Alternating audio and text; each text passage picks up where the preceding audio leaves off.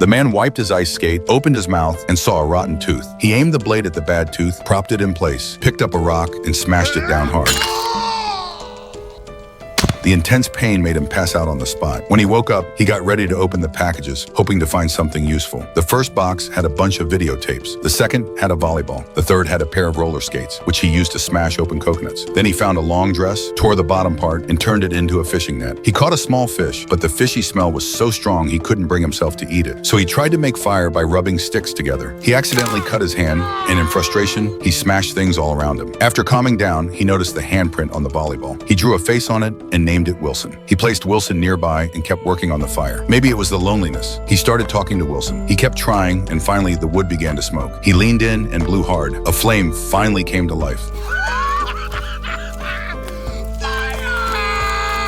That night, he built a campfire on the beach. He had roasted crab to eat and a new friend by his side. 4 years quickly passed. The man had gotten used to life on the island. He could throw a stick and hit a fish with ease, but the loneliness was still unbearable. One day, he found a metal sheet floating on the sea, blown in by the wind. Seeing it gave him an idea. He started chopping trees, gathering sticks, and twisting bark into rope. He even ripped up the videotapes to make more rope, but it still wasn't long enough. He looked at Wilson, not wanting to hear what it had to say. Yeah, I know it is 30 feet of extra rope, but I'm not going back up there. Still, he climbed to the top of the mountain and took down the rope he once planned to use to end his life. Before leaving, he dressed Wilson up, carved a message on the rock wall, and tied Wilson to the front of the raft. He also brought along the one package he had never opened and set out to sea. Facing the wind and waves, he wasn't afraid. He even encouraged Wilson to survive the storm together. When a huge wave came, he untied the rope and raised the sail. The raft made it through the storm. They floated on the sea. When it rained, he used coconut shells to collect water, caught fish to eat, and proudly showed the fish to Wilson. But at night, another storm hit. The sail was blown away. The man held Wilson tightly as the raft drifted with the waves. When he woke up, Wilson had been blown into the ocean. He jumped into the water right away and swam after it. But the farther he swam, the more he fell behind. I'm